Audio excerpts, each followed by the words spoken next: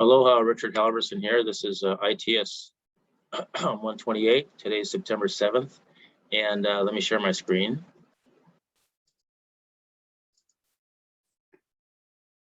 So we are, syllabus, this is September 7th. So that means we're around here.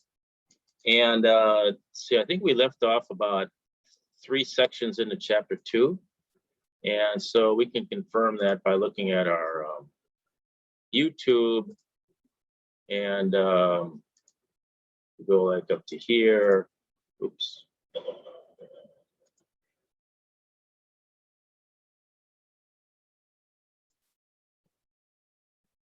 2.3 objects. That's pretty close to the end. All right, so I'm going to start at 2.3, and also I have I've gotten through all of the forum questions, and it's so great that you guys are helping each other, and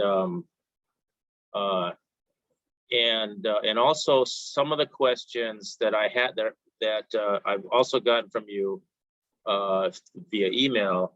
I'm going to get to all those today, okay, in today's lecture. Today, I'd like to finish chapter 2 and go over all of the labs and the challenge exercises and so on.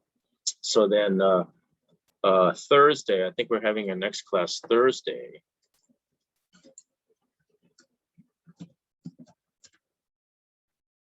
So this is what my schedule looks like. This is today, and then Thursday's class is going to be at 3:30. So I'll start chapter 3 then. All right, so if we go to Xi books, chapter 2, here we're talking about variables and assignments, and we talked about the concept of a variable and how it stores information, and it's always on the left. It's on the left side of an assignment statement. It's on the left side of an equal sign when you're storing a value into it, and it's on the right side of an equal sign when you're using that value in some sort of expression. Okay, that's variables. And identifiers is the rules for naming variables. And you can use letters and numbers and underscores, and there's certain rules like it can't start with a digit. Can't be any spaces in it. If you want to put a space, then you use an underscore. All right, so this confirms that you understand what a valid variable is or not, what can be in it or not. This obviously cannot be a variable because it's got an exclamation point, and so on. Make sure you click through all the, make sure you click through everything so you get all the check marks. These are all the words that you can't use for variable names because these have special meaning in Python programs, reserved words. And then this part sort of explained the concept of an object, and really variables are assigned objects, and when a variable changes value, it gets assigned a different object that contains that new value, and so on. And it's useful to remember this model sometimes when you're passing values from between methods and so on. It's a little bit different than other programming languages, but it's not so important that you completely super understand it.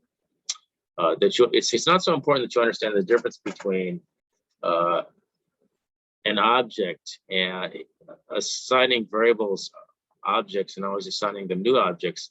That as opposed to how it works in programming language, in other programming languages, where you're just assigning a variable a value, and the value can be an address of more stuff, or it can be a value itself, and that's all there is to it. All right, okay, so that's object. That's how we finished object. And what this is this is how you can find out or figure out what type of object has been assigned to a variable. So here, for example, we have 3 variables, and one is assigned the value 1986, another is assigned the string April, and the third one is the integer 22. And so this is going to print just what the value is, printing, and then this is going to print what type of object it is, and then next it's going to print the ID of the object. And so that's just so it's what you'd think: integer, string, integer. The ID is some address, I suppose, someplace. All right. So that's objects. Okay, so now we're going to get into different types. Okay, there's numeric types. There's floating point and scientific, which kind of are the same, except for you're expressing them differently. A floating point always has a decimal point in it somewhere.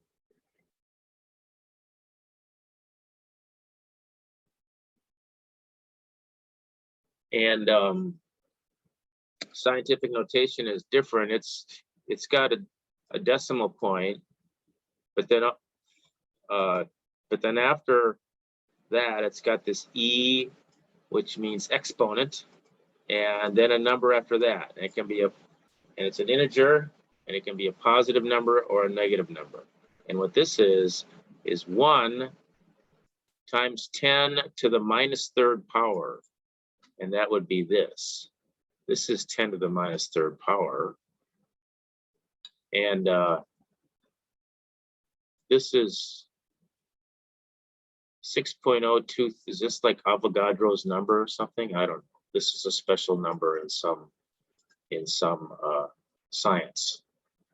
6.2 times 10 to the 23rd power. So this is the value. This is the way we learn how to express this number in grade school. This is how you express the number in Python. Well, in programming languages, and all programming languages, it's like this. And you can see that this is easier than any of the other ones because you have to have 23 zeros after it, and so it's 602 with 21 more zeros after it. And so to express that, this is a much more convenient, compact way of expressing it.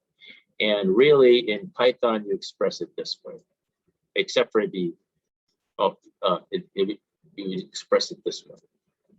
All right, so this shows your understanding of that. Here's a nice little cute thing. We all know that E equals MC squared, and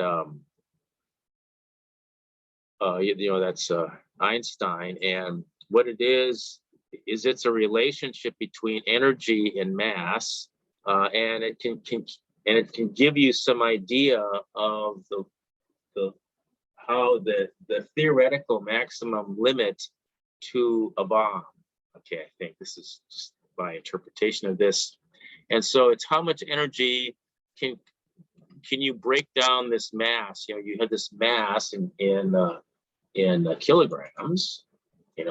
How much do you weigh in kilograms? 2.2 pounds to a kilogram. And you can convert that into this amount of, or this is the most amount of energy. Well, this mass represents this amount of energy. Okay, now getting it there is the hard part. Of course, that's where atomic physics and so on. Breaking it down so the product is helium, which is would release a lot of energy. But anyway, c is the speed of light. It happens, and so c squared is the speed of light squared.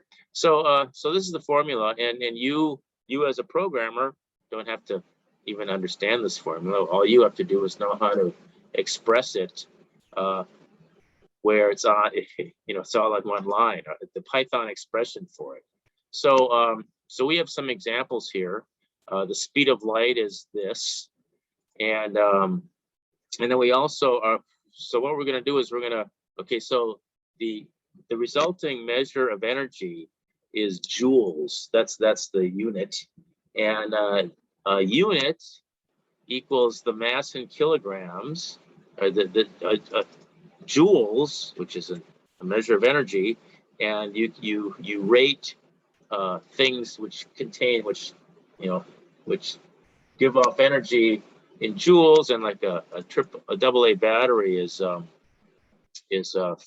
this amount of joules, and a ton of TNT is this amount of joules. So anyway, this converts that, and you can see that it works. And what's kind of the point of this? It's the point of it is nothing. Okay, we're just seeing this is another way of expressing numbers. All right, so it's kind of fun. All right, look at these numbers. All right, this talks about that these numbers can overflow, and that means like you're trying to hold too much precision, or the numbers are just too big. And numbers being just too big this is the biggest number. This is to the 308th power. This is the smallest number. This is to the minus 308th power, and that just means 0.308 zeros and then some number. And so that's size, and then there's the trade-off of actual precision, and that's how many digits to the right of the decimal point. And this has to do with the size of the memory word, and the size of the variable, the maximum integer size and floating point number size that's supported by the computer. Like 64-bit, 32-bit, that kind of stuff. All right, so you should know, get used to this way of printing out floating numbers that have decimal points. Okay, so this is how you print some number called, that we call some variable myfloat. That's a floating point number, and we want to print it out. And what this does is this prints it out 2 digits to the right of the decimal point. This one prints out the mathematical value pi, which is 3.14 of this. So this imports the math module. We've talked about modules, or we're going to talk about modules, so this is how you get at it. This is as much as to the precision that the Python stores it at, but we often would not want to print it out to this precision. We probably only want to print it out maybe 4 decimal points, and so that's what this is. So you can see it rounds 1/6 rounds 0.59. Anyway. Okay, so that's pi. All right, so this tests your understanding of that floating point. This, understanding how the print statement works. I think it's probably this one. Just got to kind of get used to it. All right, so let's.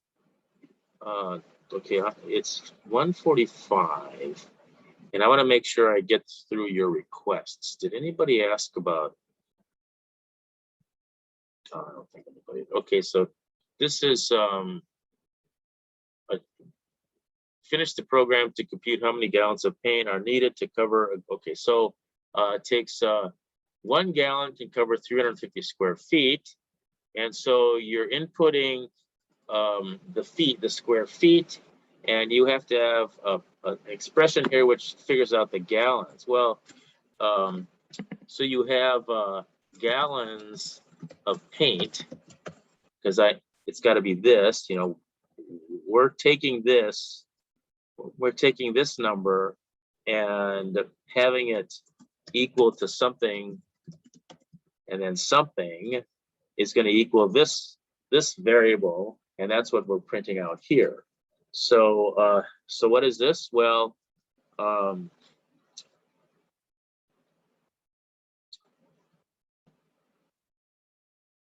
if this is 350, then we want this to be 1 gallon of paint. So the way that would be is divided by 350. So if this is 350 divided by 350, that's 1. That's 1 gallon of paint. And this expression holds. If this is only 250, then 250 divided by 350 is going to be less than 1. Turns out it's going to be this. And let's see if this works. It works. Okay, so that's my thinking on that. So that's how your mind should be thinking on that. Okay, arithmetic expressions. So this has to do with the right side of an assignment statement. You know, something that calculates and you know, there's addition, subtraction, multiplication, and division. And multiplication uses the asterisk, and regular division, like you know, 7 divided by 2 equals 3.5. You know, division 7 divided. That's this kind of slash, and something to the something power. You know, you can't really make a like 2 to the 3 to the second. Okay, 2 to the third power is 8. 2 to the third power, and you can't really do a superscript. So you put 2 asterisks, and that's like superscript. So it's x to the power of y. All right, so that's how you work these arithmetic operators. So this asks you about that. And what are we supposed to, okay, this is not valid because you have to have something in between there. It's got to be an operator in between there. But all the rest of these are, this is valid, right? This is not valid because there's got to be an operator in between there. Well, actually, xy could be a variable. It could just be a variable called xy, but that's not what they mean here. They mean a variable x times a variable y. I'm quite sure. All right, so anyway, this is not a valid expression. This is an entire assignment statement. Valid expression, see. Here it says x and y are variables. This is a valid expression, but this whole thing, no, this whole thing is an actual command. You know, this says do something. This says change the value of y to equal this. So this is B not valid. All right. Make sure you understand this. Does the expression correctly capture the intended behavior? No, I would say no, because x shouldn't be x. It should be, yeah, no, it should be it. Same with here. All right. Now, expressions can have more stuff, can have parentheses, and this is the exponent thing. Didn't we talk about that already? Have that up here? Anyway, there's this is the minus sign in front of a number or in front of a variable like this. This is multiplication and division, and this other thing called modulo, which we will learn about. It's actually the remainder. Like when you have 7 divided by 2 equals 3.5, right? Well, 7 divided by 2 is also 3 with a remainder of 1. Yes, a remainder of 1. 3 with a remainder of 1. And this is how you get, so this gives you the 1. This gives you the remainder. And then there's, of course, there's adding things and subtracting things. This is giving you an order of precedence. If you see a big long expression, you first the first thing you do is you do what's inside the parentheses, and then after that if there are any of these, you do those. If there are any of these, you do that, and then if there's any of these, you do these from left to right. If there's any of these, you do then these from left to right. So if you have an expression like this, it's going to do this before it adds this. That's because multiplication has higher precedence over addition. So you remember that. these have the same order of precedence, so it's left to right.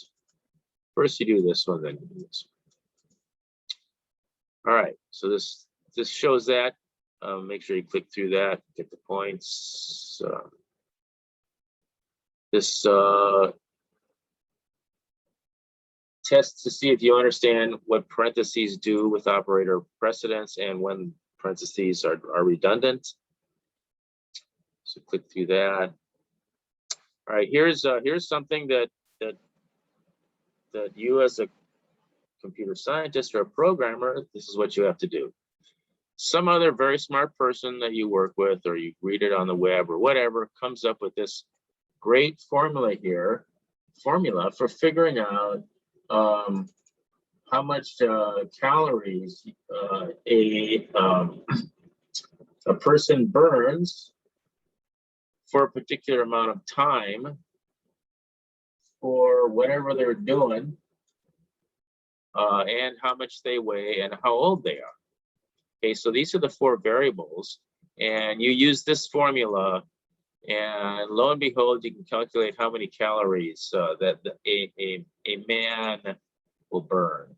Yes, and this is for women, I guess. So somebody came up with these great formulas. So that's not your department. What your department is taking these great formulas and writing a Python expression or writing a Python assignment statement, converting these into Python assignment statements. So, you name the variables. Well, you can name a variable like that, and another variable like that, and you can have a variable for age.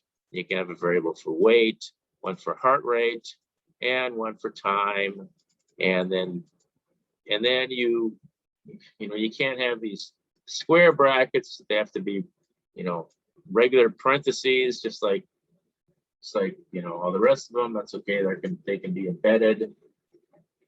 This one ends right here. This one ends this one. So this tests to make sure you understand what you're replacing with what. Going from here to here, what are you replacing with what? Okay, what replaces this? Well, this is replaced by that, and so on. Spaces are underscores and minus sign and multiplication. Here, you want to make sure you understand how the sequence works. This is computational thinking. And it's not mathematical thinking. It's more advanced than that. In programming, you learn computational thinking is the skill that you learn, and you apply that by taking something and writing down the sequence of steps that it takes to figure out what the result is that you want, the computations involved. All right, so now I guess we're going to talk specifically about Python expressions, which we have been doing.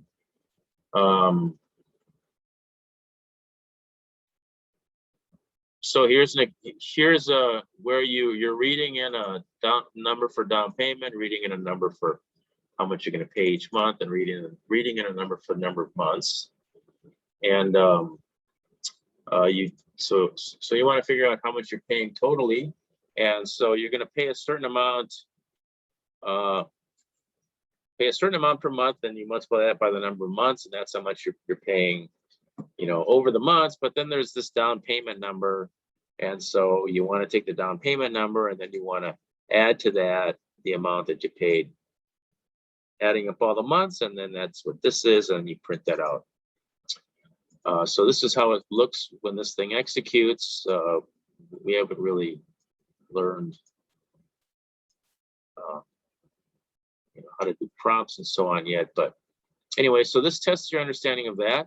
Would removing the parentheses matter? No, it would not matter, because it's going to do the multiplication first anyway, because of operator precedence. And with these,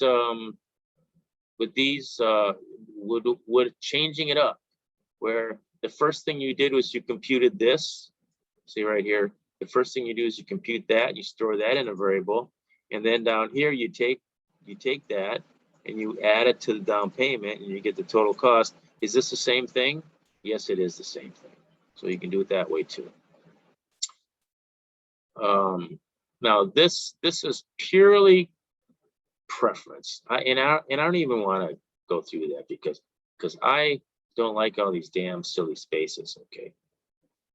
Okay, so they're telling you, oh, this is so bad because it looks so, look at that icky, one space here and nothing there. Anyway, so yeah, that's what you're supposed to enter there. A space here and a space there. That's what you're supposed to put there. Okay, for this one, it doesn't like the space. It doesn't like the fact that there's no spaces. I don't have any problem with it, but it doesn't. So unless you put down total, equals, okay, num1, what happens if I put two spaces? Num2, I'm like being stupid. 2. What does it say? Oh, too many spaces, I guess. All right, anyway, kind of silly. Oh, and here, you don't put spaces here. You don't put spaces, after a left parentheses or before a right parentheses, but you do got to put spaces around the operators. So anyway, there's compound operators, and you've seen this before. This is the same as this, where let's say you want to just subtract something from a number, or you want to add something to a variable. You can just say, I'm going to add this to this variable. I'm going to subtract this from this variable. I'm going to multiply this by this variable and store the result back in this variable. I'm going to divide by this and store the result back in.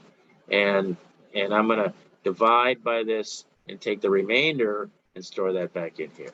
That's what that is. So if you're going to, if your statement is something like this, and it doesn't have to be one, it can be anything, but you're doing something to the same variable and you're just storing it back again, then you can do this kind of shorthand notation like this.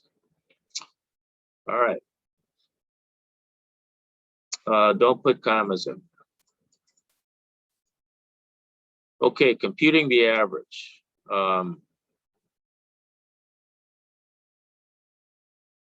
Write a single statement that assigns this the average of this. Well, the average of 3 numbers is adding up the 3 numbers and then dividing by the number of numbers. So it's just AVG sales, because it's got to be this, because that's what we're writing back out again. That's going to equal something, and it's going to equal. I don't know what that is. I'm going to figure out what's causing that alert. Num sales 1 plus num sales 2 plus num sales 3, and then I got to divide that by the number of them, and there's 3 of them. So I got to make sure I put parentheses around it, because first I got to add them all up. Well, that's the purpose of this challenge. First, I got to add them all up. Then, after I've added them all up, I divide by 3. Okay, and I didn't put any spaces in between my operators. Let's see if I get all the points. Oh, look, I got all the points. I guess it doesn't matter.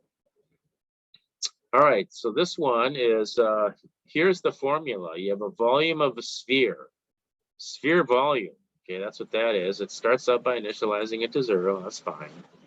And then it reads in the radius, and then it makes it power of 3, and then it multiplies it by pi, 3.14159. Oh, this multiplies it by this, and 4/3 pi r cubed. 4/3 pi r cubed. Volume of a sphere. So I'm just gonna. I'm going to just be lazy, and I'm going to copy this and see what happens when I do. What happens when I paste it here? Oh, okay. All right, so it's volume of a sphere. That's actually, it's this copy. So I'm going to replace that with this. And 4/3 pi is times pi, which is just pi. That's this thing here. Oh, pi. That's this. And so I'll get rid of that. And then we're going to multiply it by r cubed. So r cubed, well, I can just do this. Cubed. Oops, r cubed. 4/3 pi r cubed. Where's radius? Oh, r. This is radius. I'm going to do this. R. How's that? Oh, it doesn't let me. It doesn't. I got to put sphere radius in here. Right here. There we go. So operator precedence. It's going to do sphere radius cubed first. Well, we wanted to do sphere radius cubed first. And then we multiply. Then it doesn't matter. We're going to multiply it by pi, and then we're going to multiply it by whatever 4/3 is. It's going to do the 4/3 first. So anyway, let's see if we get all the points. Yes, we did. It appears we did. All right, next one, acceleration of gravity. Well, this one's different. Oh, where are we? 2.6. Challenge activities. 6. Yeah, we only have 2 more challenge activities after this in this chapter. So let's just pound through these. Okay, what is this now? We're going to read a distance. We're going to read this. And we got an acceleration of gravity, which I presume is this. Oh. No, this. No, it's this. Oh, this is the result. Acceleration of gravity is this. Okay, so I'm going to copy that. And I'm going to put it right here. Laziness. Okay, so this is what I'm calculating. We initialize it to 0. We do a calculation here, and then we print it out here. So I'm going to copy this, and I'm going to go like this. This equals, paste equals, G, that's good, times M, that's good, G and M, they look good, divided by D, this, oh, distance center, okay, so this got to be distance, oh, and we're squaring it. Squaring distance center, okay, so I'm just going to do distance center, copy, paste, asterisk, asterisk.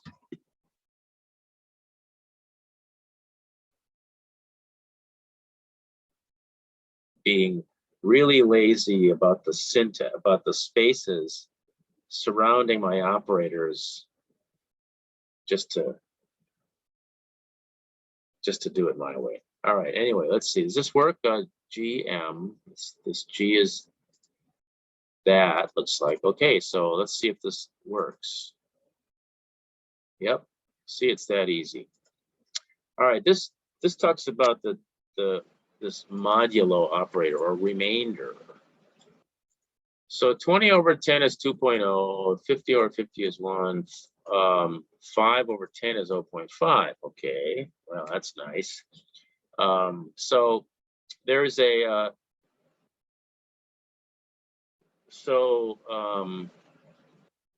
this is one way of describing it.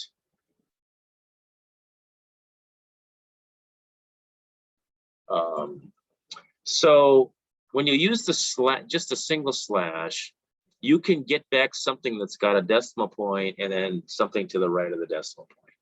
But when you're using 2 slashes in a row, you're doing integer division, which means you don't care about the remainder. You only care about what's to the left of the decimal point. So this is 2, just as up here. This is 1, just as up here. This is 0, because we only care about this. In fact, these are integers. These are not floating point numbers. They can be integers. We throw away the 5. But the 5 is actually, you can actually get at the 5 or keep the 5 by using this operator here. So when we have something like this, if we only want this part, then we use a double slash. If we only want this part, it's sort of like this. If you only want this part, then you use this thing, but you're actually getting the remainder, and it's actually going to have to be this number times the denominator. So the remainder here would be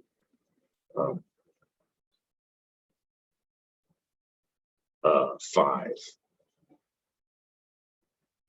5 divided by 10 is 0 with remainder of 5. So anyway, all right, and so this is modulo, and so 24 divided by 10 is 24 divided by 10 is going to be 2 with a remainder of 4, because 24 divided by 10, the 20 divided by 10 is goes in evenly. That's just 2, but we have 4 left over, and so the remainder of 4, that's what the result is. That's what the modulo is. So if the divisor or the second number goes in evenly, then the remainder is going to be 0. Then the modulo value is going to be 0. So 1 modulo 2 is equal to 1, because 1 divided by 2 is 0 with a remainder of 1. All right, so here's a use for it if you want to convert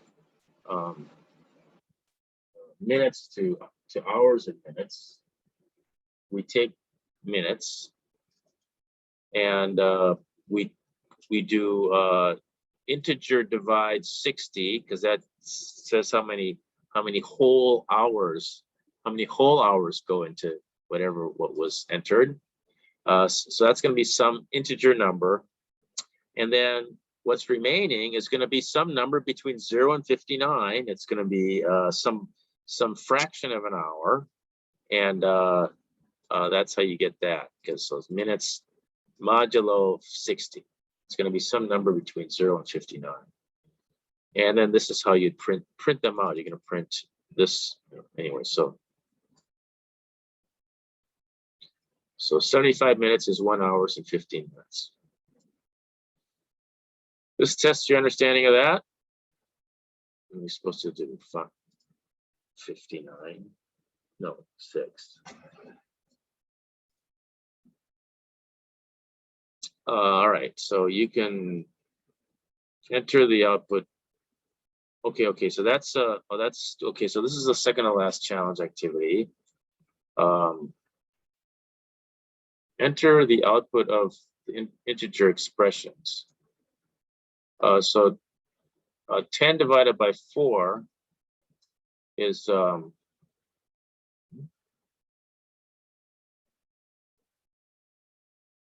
10 divided by 4 is 2 with a remainder of 2.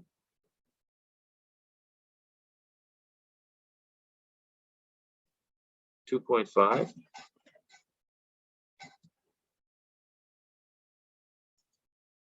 Yeah, that's what it is. Anyway, you can do the rest of them.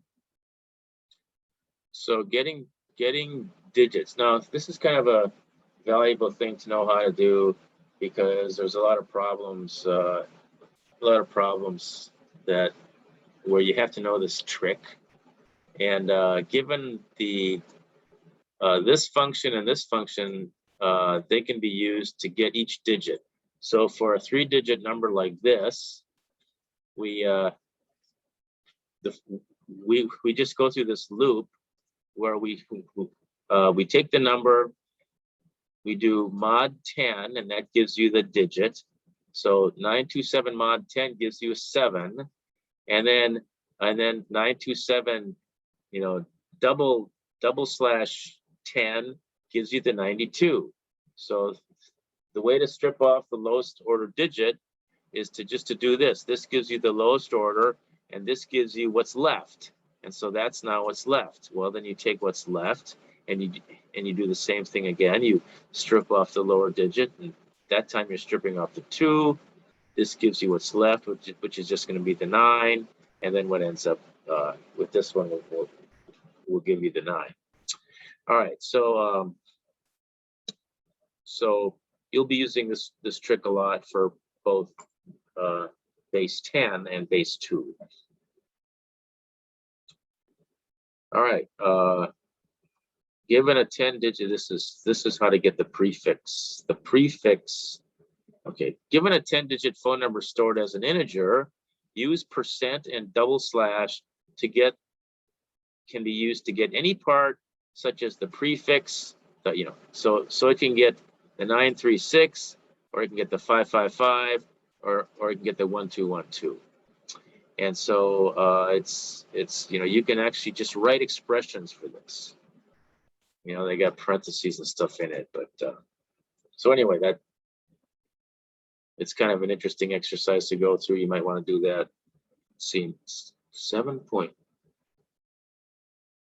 2.7. Oh, I want to know computing. Okay, this is just 214. All right.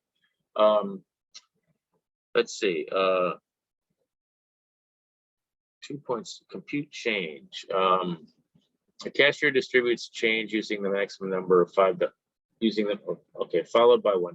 Write a single statement that assigns a number of ones, and with the number of distributed $1 bills, given the amount of change. Okay, so some number is read in, and then you're going to figure out how many $5 bills there are, and then you're supposed to figure out number of ones. Oh, from this. Well, so that would be mod 5. Num ones equals amount to change mod 5. So this is going to give you the number of $5 bills, and then this is going to give you what's left over. There's going to be either 0 or 1 or 2 or 3 or 4 left over. That's a number between 0 and 4. That's what's going to be left over. That's a number of $1 bills will be left over. So that'll probably work. Oh yes, here we're talking about modules. Let's see, this is pretty important.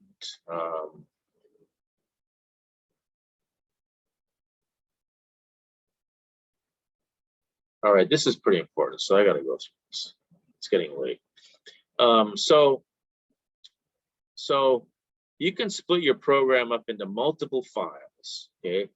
And files can call other files with code in them when they need, when needed. And so, for example, here's a little program that assigns a variable there, assigns a variable there, and then it prints it out, right? Stupid. Hi, first name, last name. So you run the program and it says hi, first name, last name. Okay, but what you can do is you can split it up into 2 programs or 2 files with parts of the program in each. Okay, so here's one program. It's just called names.py, and it assigns a value to Larry and assigns a value to first, and it assigns a value to last.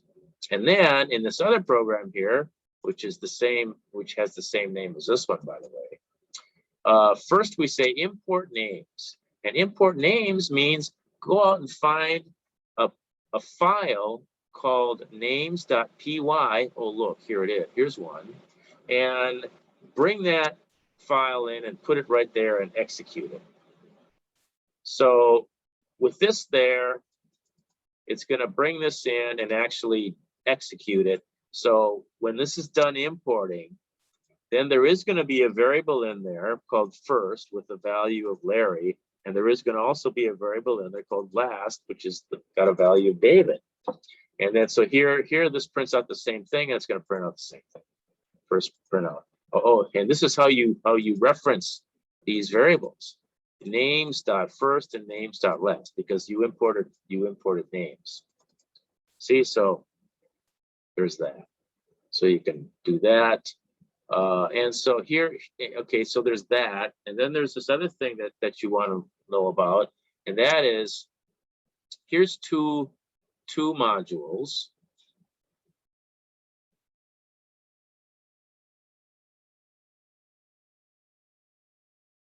Okay, so here, so if you have a file,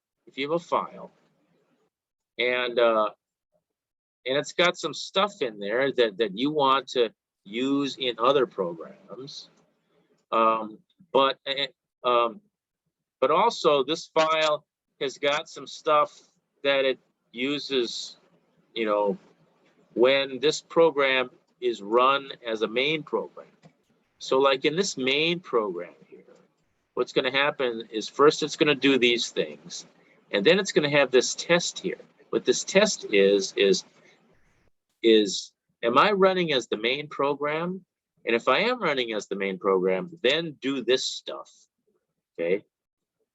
Now, if I'm not running as the main program, and instead I'm being imported into some other program, then don't run this stuff, okay? Just do the stuff up here, okay? So here we have a second program called this, and the first line is we're importing this up here. So when we import this up here, all it does is it executes these statements here, and it ignores what's down below here. And then it goes ahead and executes these statements. And so here we see that, you know, the variables are brought over, but this here is not executed. So here's another example of where you have this variable, this program called constants.py. And when constants.py is executing by itself, it's going to print out the Earth constant and Mars constant, whatever that is. Oh, it's the acceleration of gravity or whatever. But if we have another program here called fall time, oh, this is the amount of time that it takes for something to fall, the acceleration of something falling towards it. We want to import these constants, but we don't want this. Well, that's okay. We just import constants. And since this is inside here, we're importing this and we're importing this. And then just this is going to execute. Okay.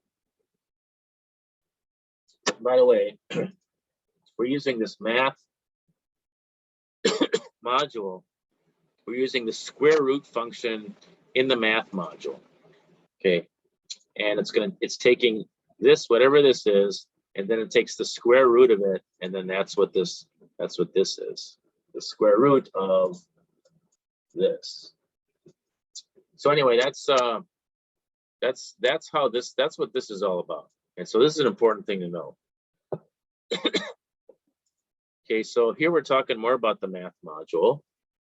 And basically it's just a bunch of functions that a bunch of methods. And so you have this up above someplace, and then you have access to all these nice functions. So here we have something where we're assigning the variable num. We're assigning that 49, the value 49, and then we want to assign this value, this variable equal to the square root of that. So that's how we do it. So this is going to be 7. All right. So here's an example of power.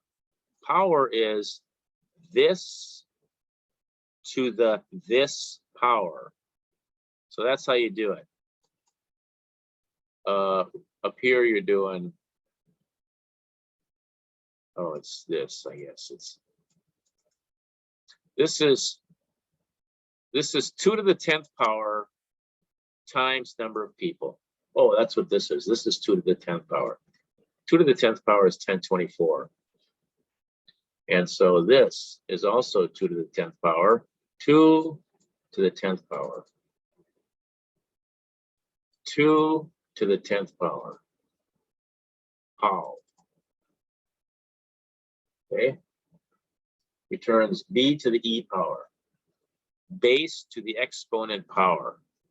All right, so that's how this function works. Oh, and there's a bunch of nice functions. There's even more than this, but these are some very popular ones. This is a ceiling function, gives factorial. This is another modulo function, exponent, and so on. So these are a log, square, there's square root, and there's how, raise x to the y power.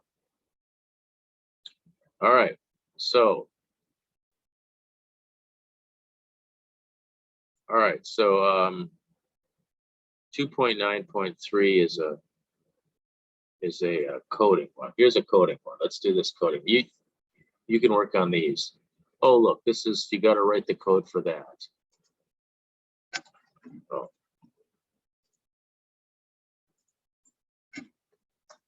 Z equals math.sqrt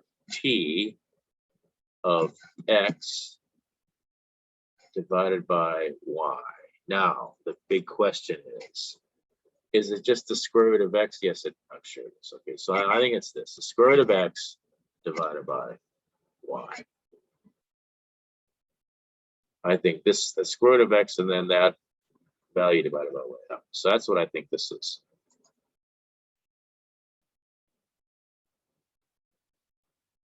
Yes, I guess I got it right. Okay, so anyway, but this is a coding one. So we're supposed to go distance between, oh, it's this expression here. Okay, so it's distance equals square root of that. So I'm going to copy this. Copy, paste. And we have distance, point distance, is the math.sqrt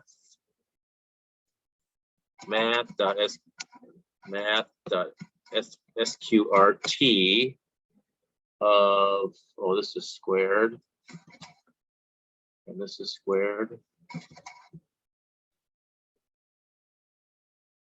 Probably right.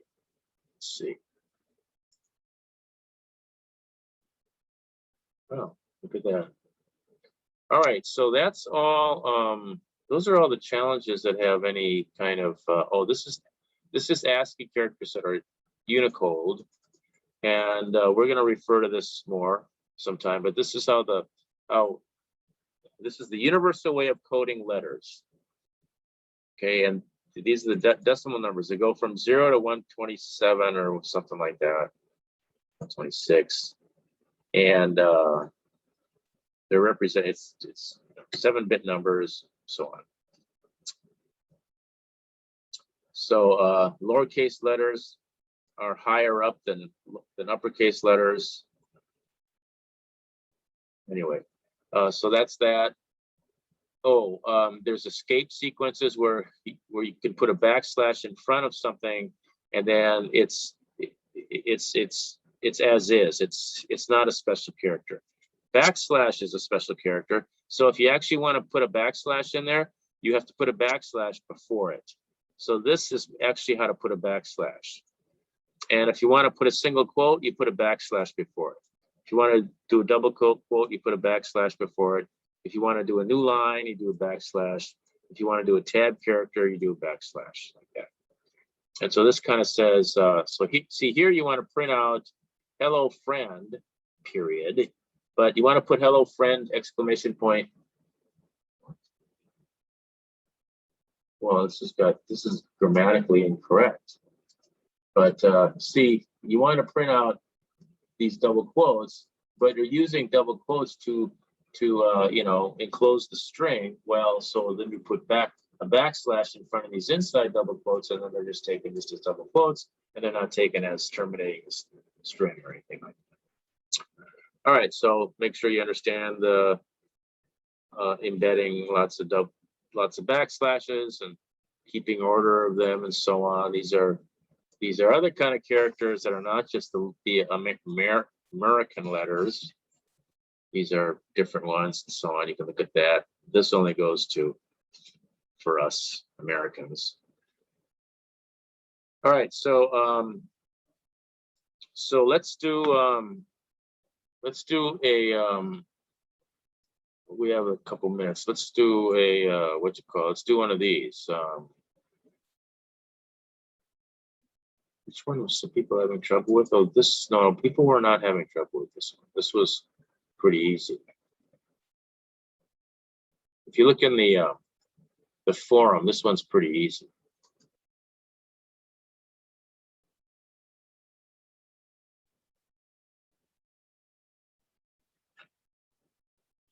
You know, I have not, you know, you can probably find the solution to these problems in the videos for last semester or the semester before, but not this one. So let me take a look at this one here. This is the last one for today. All right, so given four values representing the counts of quarters, dimes, nickels, and pennies, output the total amount as dollars and cents. What? This is simple. All right, so you're okay. Oh, let's get used to this notation. We got to get used to this notation. So, we have to type in everything. Okay, so first we have to input quarters, nickels, dimes. Okay, so I'm going to do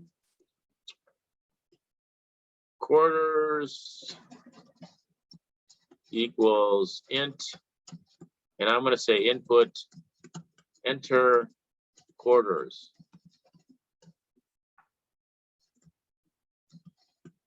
Okay, so that's going to give me quarters. And then I'm going to do dimes, nickels, pennies. Dimes, nickels, and pennies. And you probably want to make this be this, and this be this. And then I want to compute the dollars and cents. So it's just, this is just so dumb. Okay, so so these are all in cents. Quarters is 25. Okay, so we want to figure out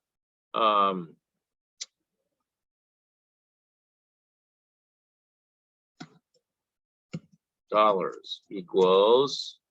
We want a quarters. Okay, so I'm going to do quarters times 0.25 plus dimes times 0.1 because it's 10 cents, and then I'm going to add how many nickels times 0.05 cents because that's how much a nickel is, plus pennies times 0.01 because that's how much a penny is. So that's how much dollars it is. I'm going to put a 0 in front of this just so. And then I guess I got to print out the dollars. How do I test this thing? So I guess I print out the dollars like this. This isn't done. This is not complete. Where's the right parentheses? There's a left parentheses, but there's no right parentheses. I could edit the lab, I suppose, but I'm not gonna. Trick question. All right, so I'm gonna paste that right in there. Paste it, and I'm gonna close that parentheses. Silly. Oh, let's see what happens when I don't. So I'm gonna put in this 1, 2, 3, 4, 1, 3, 1, no, 4, 3, 2, 1. 4, 3, 2, 1. Run the program. It's gonna get boom. Line 9, unexpected end of file while parsing. I get that's not very helpful, but it's parsing along, and all of a sudden the program's over, and it's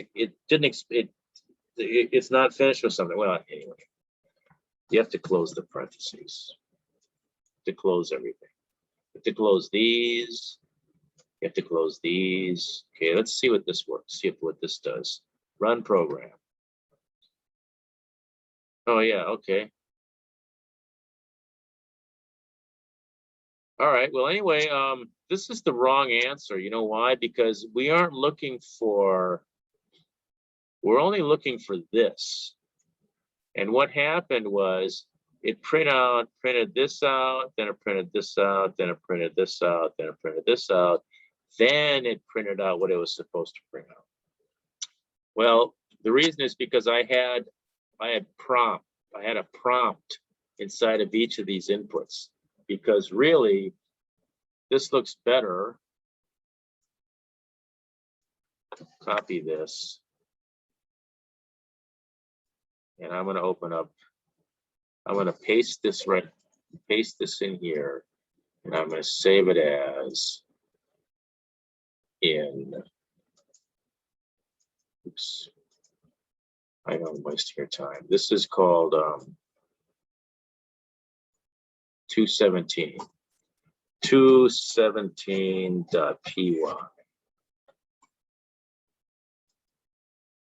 And when I bring up CD OneDrive, CD desktop, CD ITS128, okay, so Python 2.17.py, it asks how many quarters? 4. How many dimes? 3. How many nickels? 2. How many pennies? 1. And it prints out the right answer. But anyway, so this is the wrong answer, you see, because there's this other crap out there and you got to get rid of that. So you just got to fix that. So anyway, I got you going pretty good on chapter 2, and I'll come back to this Thursday.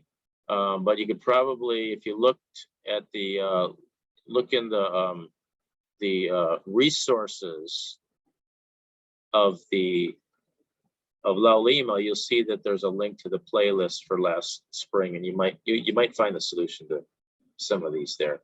But anyway, are there any questions? Okay, hearing none, I will see you. You know, Orlando, it looks like you have your arm up in your picture. Anyway, so I will see you guys on Thursday.